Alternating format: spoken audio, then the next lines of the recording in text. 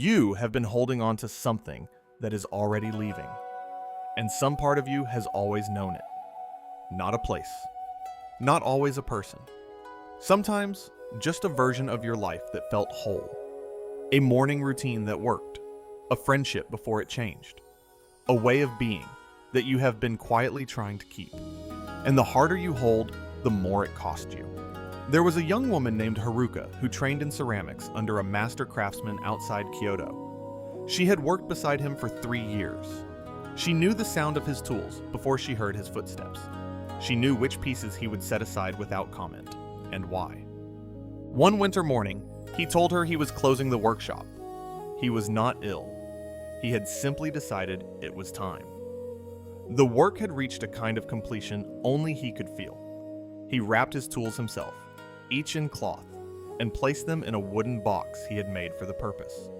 She told herself she had been prepared for this. She had told herself this before, too. Every time she had sensed the workshop might not last forever.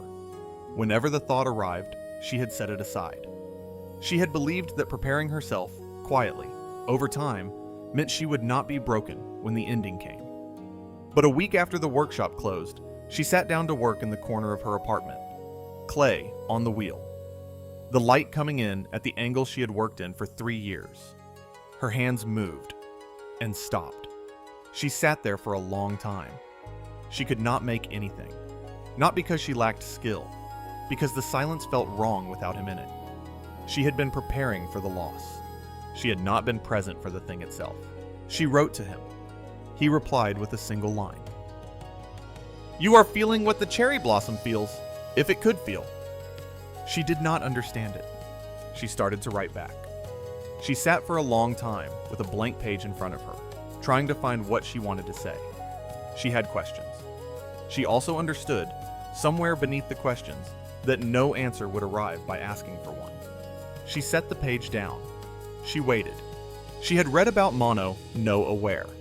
In Japanese, mono means things.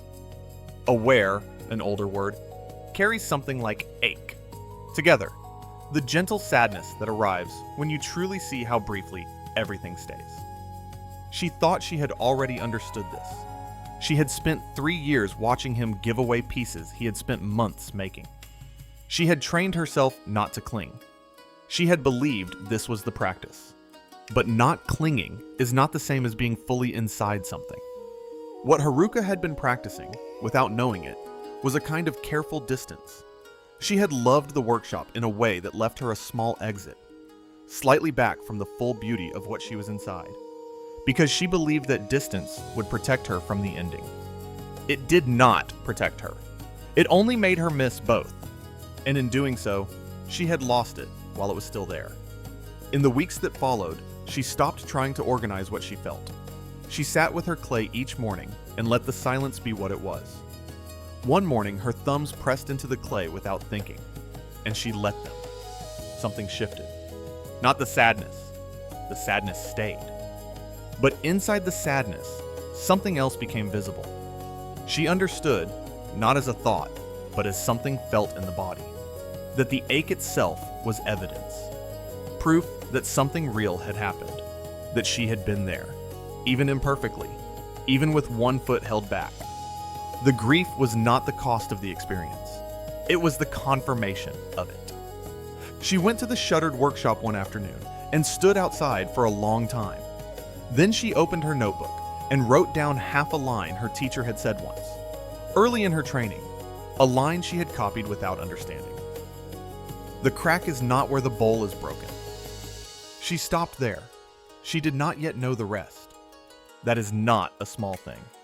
Mono no aware is not a consolation for impermanence. It is an invitation to be present precisely because things end. The ache is not the wound. The ache is confirmation that you were not standing outside your own life. Most of us have been doing what Haruka did. We stay slightly distant.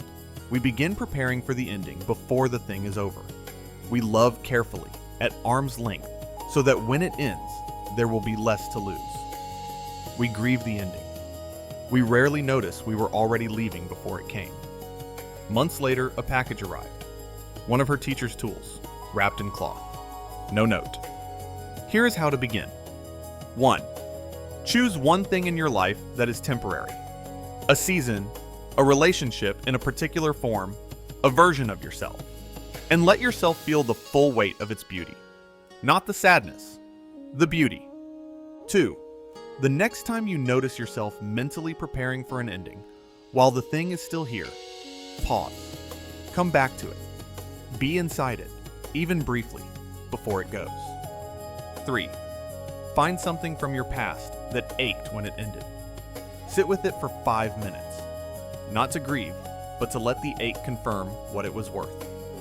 What is something you are loving carefully right now, holding slightly at a distance, because you are afraid of how much it will hurt when it ends? Write it in the comments if you're ready. Thank you for being here.